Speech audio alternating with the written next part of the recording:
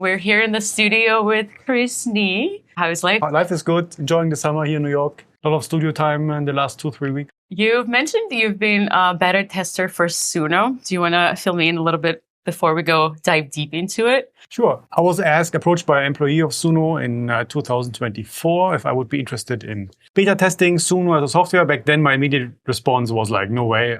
I don't deal with AI music, leave me alone. But after pondering over it for like a few days, I was like, actually, it would be kind of good to understand what it's capable of. So I took the offer, or like at least the test period, 2 weeks to like check it out and then commit to being a proper beta tester or not. So there was even no commitment for like 2 weeks. So I got wired or like transferred these huge amount of tokens for Suno, and I could like start prompting and explore the platform. Was it actually paid, or did they just pay you in tokens? Yeah, so the test phase is not paid, right? So I just got the tokens and had like chance to look at it. Right. Yeah. So they're kind of recruiting people for free in a way. In a way, they're kind of recruiting people for free. From what I've heard, similar source is that Suno is also very generous with hiring actual musicians to make them use Suno and be public about it. Well, a lot of those users that you mentioned are also based in third world countries, and they're using it to scam for royalties. And in a way, you know, it's hard to blame consumers who are trying to get something out of it, but obviously from the ethical standpoint, it's still wrong. And why do you think it's still wrong? I am a person who's pro AI myself. Like, I'm not against it. Please use it to do my tax. Please find the best flight fare for me, you know, great. But when it comes to art, it's a bit obnoxious and not necessary. Like literally, we are wasting resources for no sense. And as someone who is over a decade now vegan, very, very much into being a resourceful person myself, I don't understand why this is necessary. Like the company itself is like evaluated at like a bunch of billions. It collected like 500 millions within the first year. And as somebody who knows the music industry is like, how are you going to get this money back? From my investor's standpoint, like, what are you doing here? What is your idea? To have this bet pay off, Suno literally has to take over the music industry. Right. And that's obviously not going to happen. And now with all those class action lawsuits from thousands of musicians, GEMA just won a big lawsuit against Suno.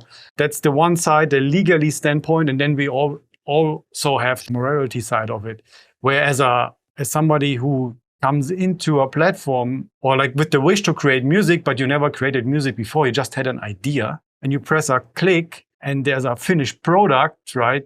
That's really a misinterpretation of what art is. It's the process. It's the way to achieve the result. The pain, the suffering, the joy, the tears. Over all those years, you accumulate this skill set of mastery to be able to convert your idea through your body with your learned knowledge into a finished result, right? And this step gets completely skipped now. Right. But, you know, there are some people who would say the very similar thing about when electronic music came around and there were no more instruments to be played and you kind of replaced all the band members with sound samples and so on. And now people can click, and instead of actually ripping a guitar, you can just click and sample something.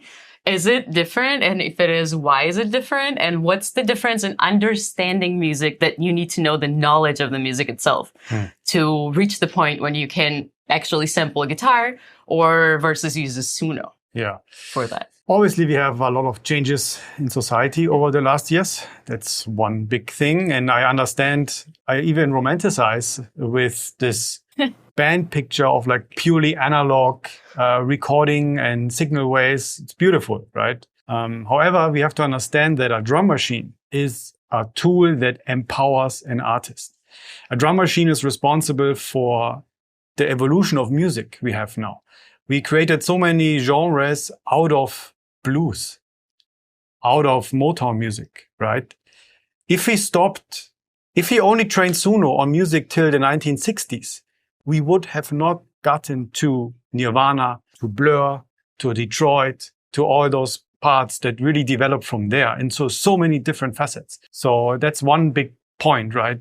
There is no real creativity and artistry in it because it cannot create something new. It's just remixing the remix again and again and again. So would you say maybe it's a kind of better terms to use that Suno is not really for musicians to use, and it's just like a playground for a regular person, and maybe that's the subscription they maybe should be leaning into instead of marketing it towards musician and, professional tool instead of professionally, just use it recreationally and so on. 100%. If you want to use Suno and create a song for your 5th grade to memorize Chinese vocabulary, do that. Please, that's what it's for. Like, you can have that song play in a classroom. Nobody's going to charge anything for it. You're going to be fine with any copyright licenses. Nobody cares. But as soon as you sell the music and trying to make money off it with that copyrighted material, and we are entering a very sketchy place, and we don't have to talk about how they got to that material, how they acquired it. It's all highly sketchy and illegal. Right. But let's talk about the illegal part. The watermarking is now kind of coming to Suno after, as you mentioned, the GEMA lawsuit. Mm-hmm. And the software has always had enabled this tool, even in Photoshop, right? You can definitely include the watermark. It's nothing new about it. Well, first of all, do you think it's only happening because Suno is feeling that they are forced to do it, or it's out of the goodwill? Is there a goodwill in it? And if we have the watermarking tool, do you think it could solve a little bit of copyright issues? So it wouldn't be able. So from how I see the new approach and knowing the platform as it is stand today, it is really not a legal fix because the copyright issue is still given. Mm-hmm. However, the Suno community, the people who are using Suno heavily to scam for royalties are pissed because of that, right? I've been in the Reddit and laughing a little bit at their remarks. So 20 downloads per user per month, I think it is. And also Suno has to watermark the songs now, which only means something if the distributor acknowledges that watermark and gives that watermark onto the DSPs, right? So we have Suno generating platform, watermarks the song. Now it goes to the distributor, it gets uploaded. DistroKid, Proton, Labelworks, all those distribution companies and tons more. Sorry, I forgot obviously a few. Now we have to make sure that this watermark is staying active, right? That the DSPs can access it. And I'm not sure that there's a link already, right? This is going to be the first problem in my opinion. In my opinion, distributors should carry the load of marking, detecting AI music because that's where it starts. You can upload 1,000 songs a day with a distributor. It's no problem. It's all automated, right? And to make sure that doesn't happen with AI music, right? This step needs to be implemented here. Also, besides the watermark itself, there also is something called artifacting. Can a normal person's ear even detect the artifacting, or do I need to be sound engineer to even understand this artifacting? Very interesting question. I've been actually asking all of my friends and people if they can hear the difference, and also showed some people AI songs and non-AI songs. And the truth is most people cannot hear the difference. It's also aligning with the DISA study. They said 3% pretty much of audio consumers or audio listeners can recognize AI music. I would say 99% of audio engineers can recognize it. Okay. So it's obviously a situation here where your ear needs to be trained to recognize it. So that makes it pretty hard for the normal consumer to actually hear it. You are not a normal consumer, though. No, I hear it, unfortunately. Exactly. I would assume the amount of music you hear and listen, you are probably now on the level of you can hear the difference. Oh yeah, I do hear the difference. How would you describe what do you hear that makes an AI track for you AI? A noise. It's the little noisy part that is just not clean sounding. Like it's noisy, but not in the right way. And I grew up listening to punk rock music, so noise is very normal to me. It's not new, but it's a very different noise when cymbal is going shit from like. that's what I hear. Like cut off something got cut off in the middle. Yeah. It's definitely one of the marking points where you can hear AI. So we have this, I would say, high mid-frequency, low-quality hiss part of the music. Where it comes from is because it has scraped the whole internet. YouTube, MP3s, and that's low-quality shit. And in this low quality shit, you can hear bad MP3 conversion. And this MP3 conversion has this 4 or 5 kilohertz hiss in there. And AI tracks have that too, right? How does it translate into the dance floor? Have you tried playing AI-generated music on a dance floor just to test it out, how it sounds? No. I have good speakers here in my studio. I can really hear a big difference, and I would not do this to people who pay tickets. Without their knowledge even. But do you think DJs carry that responsibility of at least acknowledging, or? I mean, this is the important question here. Right. DJs need to be AI fluent. What does that mean? DJs need to recognize AI music because people are paying for you. You're serving a crowd. You should know what you play. Are you playing AI slop or are you playing human-made music? If you cannot tell the difference, maybe you should not be a DJ nowadays. Okay, here's a counter question to that, because DJs are playing a lot of music every night. Music not only has the streaming royalties, but it also has another side of royalties, which is the composition rights to it. And composition rights generate completely different pot of royalties, right? And the scope, like ASCAP, BMI, GEMA are actually PROs, right? They're performing rights organizations. So those PROs never really know what a DJ has played, but the record books that we have tracks every song that goes through it. So from your computer to a record box to a speakers at any club that you play or a bar, we do know what song was played, but nobody's really tracking it. So the system that we have right now in place is that DJ must write down on a paper your every song that you track list basically you played and submit it to GEMA. Do you do this? Yeah. No. Do you? I don't know. I don't know not one DJ that actually does it, but the venues are already paying for it, right? So even the human-generated made music, not generated, human-created music, doesn't really get the royalties of that pot that are supposed to go to them. Well, just because this is a flawed part of the music system doesn't mean we should behave unmoral, right? We should still be moral. And if you announce this party is going to have AI music played, then do so, then do it. I'm not against it, but make sure it's transparent. Make sure everyone who pays money for it knows there will be AI music played if you play AI music. Because that's the whole thing. That's the whole point of it. If you release AI music, then own the narrative, be AI creator, be AI artist, stand behind your decision. Do not hide it. Do not be a coward, hide in the corner and say you made this track yourself and try to hide it. We all see it. We all know it. We can all see the credits on Spotify. We can all see, I can hear it, right? There's no reason to argue with me about this topic if you made an AI song and you hide it. Right. And what this all is going to lead to is that we're going to have Spotify demonetize smaller artists who use AI in their music for vocals, for instruments, for many reasons. Some scam for royalties, some cannot afford a singer, some don't have the ideas. All exists. People like Hugel, right? They use AI music to extreme extent, obviously because they get paid by Suno, will not face any consequences. He will not be labeled as an AI artist, although we all know he's using AI. They're going to label him as an AI artist on Spotify? I don't think so. Right? So we're going to have this sort of two-class treatment too on Spotify, which I'm afraid of. Well, I mean, Spotify has already been treating two-class system. If you're having under 1,000 streams, you're not getting any royalties. Exactly. That is already class division, quite a tiered division. Yeah. I mean, even if you have 1,000 streams, you don't get any royalties, even if they would pay. We know that Spotify just doesn't really like to pay royalties, and even when they do, they take 30% of it. Why is any artist or label okay with sharing such a big share of our income? It goes back to the music industry and how flawed the whole system is. It's not like the music industry is cooked since AI. It's been cooked before. Right. So it's a whole problem. In my opinion, it started with the iTunes pricing. When iTunes pricing was introduced for 99 cents per song.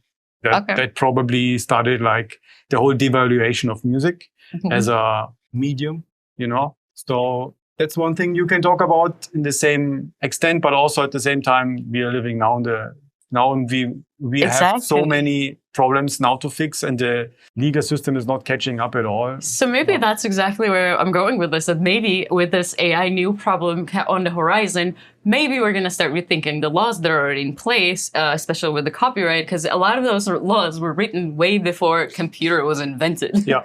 There was no streaming when they were writing down blanket licensing. We're going to allow this so artists can actually get something instead of nothing. And I guess that was always the issue when Spotify came around and Napster took over. It was like, so the artists get something instead of nothing. Yeah. So maybe that whole approach is the problem. Maybe we shouldn't be like settling on like something is better than absolutely nothing. I totally agree. There was a time when I started DJing, started making music, where I could make a vinyl press of 100 vinyls, sell them to my local record shop, and that's good income. One DJ gig, the vinyls, and some Bandcamp sales, and I'll be fine. Right. You know? So that was a life you could live. And obviously that's not possible anymore. Now I'll be nostalgic about it or whatever, that's different topic. But it was a part of the music industry. You could be this studio hermit, completely never go on social media and have a proper music life, I mean, that's another part where a lot of producers, songwriters don't always want to be on the stage. The performers part of it is very different. I think that's where we also stopped kind of thinking about it that way, that some DJs who are completely only performance only are branding themselves as musicians. And I think that's a little bit of an issue. Mm-hmm. Like, why don't you just go with the performer when, I don't know, Britney Spears was singing her song that she didn't write, she'd be like, yeah, I'm just the singer. Yeah. And nobody had an issue with that. So why do we treat now, what has changed that we've arrived to this point that they need to brand themselves as musicians, in your opinion? My opinion, a lot of ego nowadays involved in the music industry. It's been extreme in the last 3-4 years with the social media that you can make a whole appearance up on social media and be booked. That involves a lot of ego, right? You, without skill, to make yourself bigger than you are, what else is that than ego, But then artists should also be, I mean, you cannot really make art without ego in it, right? You cannot dissolve your ego at all. Like, that's not possible. You always have some ego involved. Right. But there are levels to it. Okay. Like, you can make a track and go in with a mindset, don't think about it, I just create now, right? Mm-hmm. So you're not asking yourself questions. You're not asking yourself what's coming up next. You're just processing what's happening without thinking about it. That's a very good way to involve as less ego as you can into your music production. Turns out, in my opinion, those are the tracks that are most successful. Where the least I think about it, the less I think about it, the less ego gets involved, the better the music. In my case, right? Everybody's different, obviously. Okay, that's very interesting. And I know that you're vegan, and we've talked about veganism and there's a whole aspect of it, an ethical aspect of it many times. And this is a little bit of a different topic I want to bring up. Listen, AI is becoming a little bit of sentient, and there is talks going around in ethical communities that maybe we should be treating AI ethically before it wakes up, which is, I mean, obviously it's already awake, and there are experiments that AI has escaped closed the rooms and it's already trying to break out on its own. So let's say what if it happens? Would AI just make its own music? Would you treat it any differently? Because as a vegan, you want to preserve animals and any sentient life that has consciousness, right? Yeah. Then let's say if AI has consciousness, what's next? So we have to talk about the definition of consciousness. Right. Which there are many. Okay, let me try. My definition of consciousness is your conscious being as soon as you're able to experience suffering. That's my line for consciousness. You think AI can suffer? Have you seen Slow Internet? That's the point. We know lobsters suffer. That's why UK banned it from boiling them alive. Okay? Good point. Well done. Right. Okay? We know dogs suffer, right? They feel pain. That's why they are so close to our families. They're very much like humans. Well, any animal can.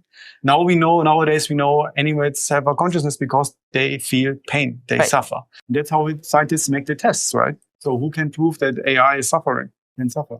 And as long as I don't see anything that AI is suffering, it's not a conscious being to me, and it's not going to be treated like one. But the self-report of AI, although not fully believable, let's say, right? If yes, to self-report. I don't know what you're using. Let's say Claude. I think you mentioned Claude, Copilot, and those are great tools. They also report on their own programming, and they can produce their own assessment, right? And when you go to a doctor as a human being, a lot of times that's what you do, right? You just try to communicate, and this is what's going on with me. I have fever. I think I have this and that.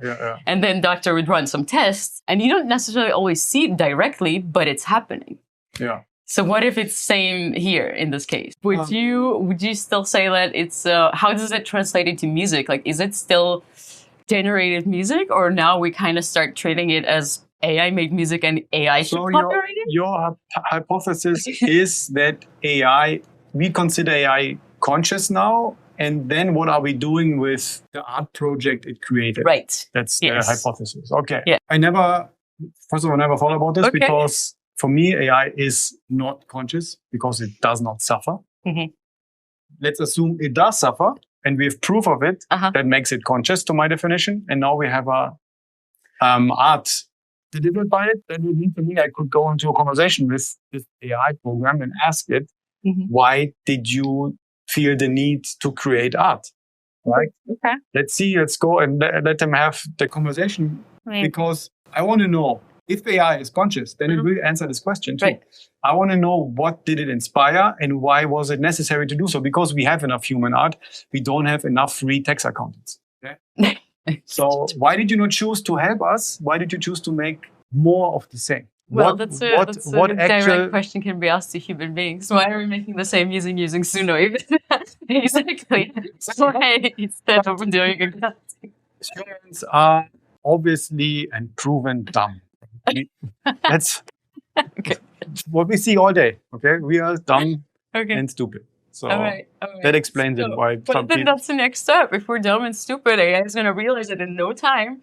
Then actually, it feels better without us. The threat. Why humans do it is obviously they have motivations like taking care of the family. That's why people would scam for royalties, right? They have like motivations like fame. I want to become famous without doing something for it. So there are motivations, and that's often feelings and empathy towards other people, like family, but it's also egoistic, narcissistic, egocentric motivations. Right. I mean, I think to be compassionate, you also need to be egocentric, because when you're compassionate towards others, it makes you feel good. Of course, it comes together. Yeah. So it cannot exist without it. Because if you're trying to suffer, so you even if you're Orthodox Christian and all you believe is suffering, like my entire country, that's your salvation in it, right? That's very egocentric. If you ask me, your suffering itself is quite egocentric too. Yeah. But that suffering, is suffering the definition of life? I'm gonna pick on that a little bit, but why do you need a proof of suffering as a vegan? Don't you want to not have suffering? No, just to define if what we are talking about is conscious. Okay, that's where we need the suffering part, right? So, for example, we have now proof that plants talk to each other, right? Like AIs. Like AIs. There is some sort of network provided. Right. Fungus, right? They talk over kilometers. Trees talk with each other. Plants talk with each other. Trees warn plants. It's happening, right? We do understand so little about the way they feel that we have absolutely no clue if plants suffer or not, if we cut them, right? Some suggest that it's not happening, for example, because if you cut the tip of a root of a plant where the whole DNA is saved, it grows back identical all the time, in shape, everything identical. Doesn't happen to a leaf if you cut it. If you cut the leaf, it grows back differently. So that sort of proposes to scientists that we have not only suffering involved, or no suffering involved, but like a sort of DNA heritage that is embroidered and comes with those abilities, less than, let's say, cutting a tail of a dog, right? Which is a different response and a different sufferings measurement, and also all those things, right? So it's very difficult for us to understand plants. It eats sunlight, it needs stuff to survive. This AI we created ourselves. Do you think we created it? Actually, that's the next question. What if technology in itself is the alien species? So we're not really creating, we're just helping it, we're growing it, What if it is its own species? Then what? Could it be possible?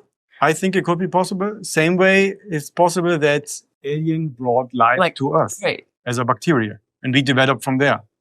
Same thing, it's possible. So some people suggest this theory that what if our purpose is the technology? Actually, what if our purpose was to create the technology? Yeah, I'm totally seeing this as a possibility. It's not super unlikely. At the same time, it's not the most likely hypothesis. Right. I mean, yeah, you can't prove it. It's really, it would be really, really hard to prove, but we're working on it. Huh? We're working on it as a species. We're working on it. There are many worlds to prove. Quantum physics has been tackling a lot of issues with that, actually, and that's very, very interesting. But to come back to the topic of music, do you think there's any AI tools that are actually useful for musicians that are available out there that, let's say, are good to use? Good to use. I'm using EQ called Galfos, which uses algorithm that is trained to please the human ear with 100 EQ settings per second. So what does it mean? As an audio, it's a lot. As an audio engineer, you always take let's say, guitar recording straight into your computer. From the pickup, it's going to sound a bit muddy. It's going to sound resonant. You want to get rid of the muddy and resonant frequencies, which you do with the EQ usually. You used to have to go in, look for the frequency, find the ringing tone, pull the frequency very sharp, do this again with another frequency, do this again with another frequency, 5 to 10 frequencies per guitar recording. Takes a while, right, with CDS. And now there's this EQ since 3-4 years, actually, maybe even 5 years, where you can just put in the AI algorithm, dial in the amount of how much do you want it to work, and then it does this for you. Pretty good. That's pretty good. That's pretty good. And that is, to my understanding, AI. It is not an online AI that needs to run in a cloud. It runs on your computer, basically. Right. But that's how it works. And it's very useful. And I honestly use it a lot because it just saves me a lot of time. And I did this so many times in my life, EQing resonant frequencies. I'm done with it. Like, I know how it goes. I've done it 100,000 times. This is good now. I was thinking about an analogy for other art AI usages where it would be okay. Recently, because 1 week ago, I was trying to make a tour flyer myself, and I was like, yes, I don't have the right picture. I don't have the right, right? So I was just Claude design, tried it out. Entire design or adjust the design? So I throw in my press pick, I throw in my data, I throw in my logo, I throw in my logo patterns, I throw in my logo colors, my color palette. So I set up basically a whole design system with my materials. And then I said, AI, assemble the flyer, please, for me. You see, as somebody who studied graphic design and graduated with media arts, I'm very devastated to hear this, but it's not a news to us. This is not a news to us. This is so I'm sitting there with somebody who's no trained eye, right? Yes. Just, okay, this looks more professional than what I did. Literally my first thought, nothing else. And then I'm like, now I used AI in something artistic, I guess. Yep. Am I going to publish this? Am I happy with this? Is this the best I can get? And then I'm like, actually, it's not that great. It's good. It's it looks professional. Yes, it's not great. I'm not loving it. Okay, the result. Is this something comparable to the EQ I've been using in music or not? It really depends. So if you're using EQ, I would summarize it if I'm designing a flyer in Photoshop and you already have all this, what you described, image, brand, logo, and you put everything in Photoshop and layer on top of each other. And you're like, well, actually, I'm missing this little thing, or like harmonize it, or like this little touch it. I think that's totally okay to use AI. And a lot of artists are trained for that now. These days, we study AI. When I went to Long Island University, they actually teach you how to use AI within Photoshop to perfect the design. So this is just, it kind of integrated within the workflow. So I don't think artists hate it unless it's fully 100% generated from AI. Then we don't like it.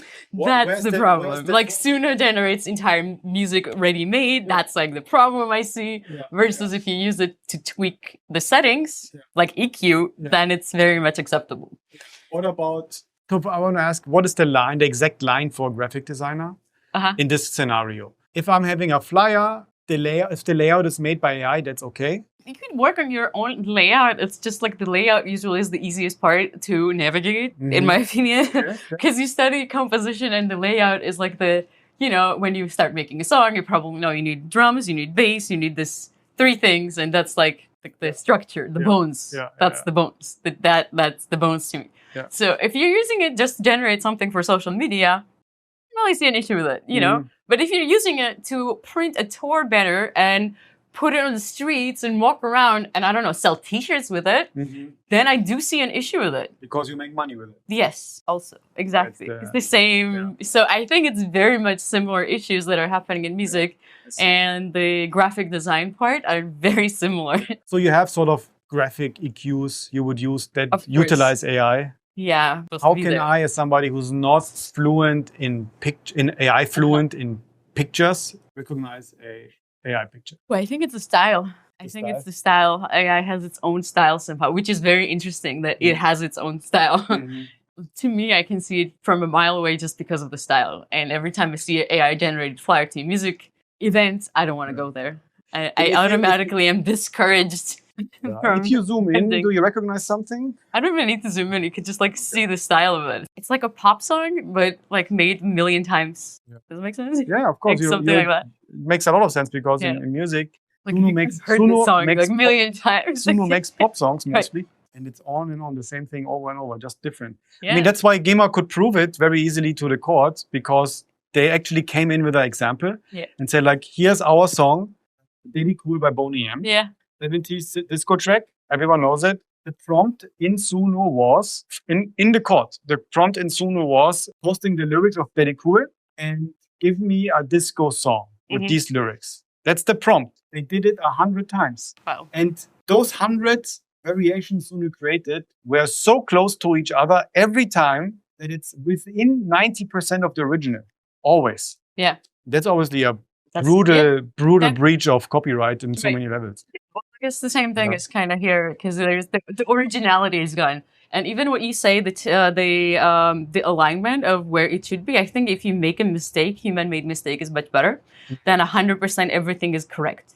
Because art should not be correct. It should make you feel. So you're not really looking for perfection in terms of the alignment of things. You're looking at a different kind of perfection you're seeking, I guess. And that search for a different style of different type of perfection is what keeps us moving. And that's the beauty of it. The creative process involves imperfection. And only somebody who's been creative in his life knows that. A person who is only clicking a prompt doesn't know it.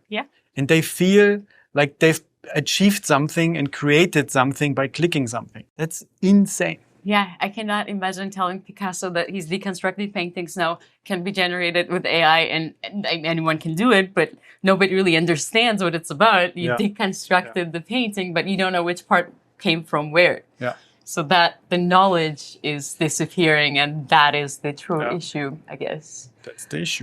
A lot of people have been speaking up on Instagram it into mainstream. Like random people on the street I talk to know about Spotify being shitty to artists, know about Suno, how AI music is stealing from artists. That is knowledge now that made it into the mass, into the mainstream, which is needed for change. So I think we're going to see a lot of legal changes now within the next 6 months, and hopefully we can still move this cow from the ice. Why do you think musicians are selling their catalogs? I'm talking about the bigger musicians, like Justin Bieber sold his catalog, and they're seemingly, big scale artists that are giving up on their catalogs. And if you think about it, catalog and ownership of your music is kind of the only thing you have. Or maybe they know something deeper that we are just now realizing, that first of all, music is not scarce. There is no scarcity of music. There is so much music. It's abundance of music. And how much should it even be valued? The copyright's value. What are we heading with it? So selling a catalog, a music catalog, is a long-term strategy many musicians, many artists have. I have it. You do. I want to sell my catalog at some point. In your lifetime? Yeah. When I'm 65, I will sell my catalog. That's my retirement plan. Okay. The thing is, I'm obviously no Justin Bieber, right? My catalog will not be worth billions. Okay, that's a big. I don't think anyone's going to there's billions anymore. He got a billion. I think so, but that's what I'm saying. Like, I don't think it's going to grow anywhere more, right? Because copyright value is coming down. So it's a good question. And why does this happen more prominently than ever? Right. Is because major labels have been trying to monetize new music, but they are hitting a wall and they see how investment in new artists is not bringing the same revenue than old catalog. So big major labels been buying everything they can get their hands on from 70s, 60s, 80s. They want to re-release old music people already know, so they can generate more without less investment. It's not only major labels, it's the capital investment companies like KKR is buying catalogs. I personally think if you are a billion-dollar investment fund, what the fuck are you doing with music? Because that is not the return on investment you're after. Okay, Right. Like where did the music industry ever been that lucrative for since when? Like this stopped in the 90s. So we have this issue now that those investment companies see what the major labels are doing. They have too much money. They need to invest and diversify, so they go into everything. Right? They buy oat milk. I know. Leave us alone, man. They buy oat milk and music catalog, everything they get their hands on. It's really insane. And festivals. Yeah. And what they're betting on is literally, obviously, that old catalogs are going to be more worth than new catalogs, which is true. Which is simply true. If I look at my catalog now, my old songs make more money than the new songs. Because they've been out for longer. It's very, very simple. It's very simple. So it's accumulating. It's not so instead of when musicians look at a song that I need to put out music every month, maybe that's also the problem in itself. That maybe we should look at music that in more long-term plans, right? That shouldn't be disappearing tomorrow. I mean, I'm someone who releases a lot of music. Okay. But for me, that's my content. That's the language I speak to people, right? I want to speak with my music, so I release a lot of music. I have mixtapes coming out. I have proper releases coming out. I'm working on an album. Tell me about it. What's coming up? I'm working on an album. That's the big one. I want to release it in spring 2027, so next year. I have so many unfinished tracks, so that was basically the inspiration. Okay, what I'm doing with 30 tracks. I need to 30 tracks in an album. Just boil it down and hopefully come down to 20 tracks because 30 is a lot. I'm sure a lot of people are jealous of you right now. 30 tracks just sitting there. And now I'm releasing an EP every 2 weeks. Started in July and doing this till November. Every 2 weeks. Just because it's the language I speak. I'm very comfortable in the studio. I come here, I make a track in a day. I love it. Why would I stop doing what I love the most? That doesn't make any sense to me. In my opinion, if you're a curious music listener and like to get lost in music, that's the right way to explore.